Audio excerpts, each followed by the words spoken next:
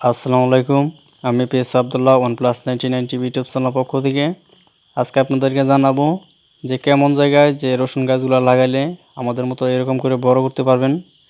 আর এগুলো হচ্ছে দেখতে পাচ্ছেন যে কত বড় বড় রসুন গাছ।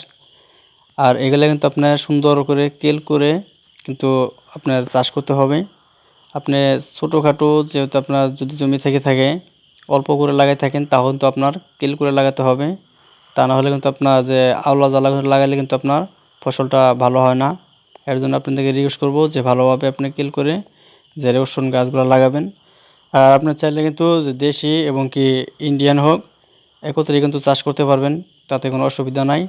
আর এখানে দেখতে পাচ্ছেন কত বড় বড় আকারের, কিন্তু এর মধ্যে একটা বিশেষ যে কথা যেটা আপনার কোনো গাছের ছায়ার নিচে কিন্তু রসুন গাছ লাগানো যাবে না, তাহলে কিন্তু এরকম লম্বা বেশি একটা হবে না। লম্বা হলেও কিন্তু আপনার রসুনের সাইজ কিন্তু বেশি একটা বড় হবে না বা বড় না হওয়ার সম্ভাবনা বেশি।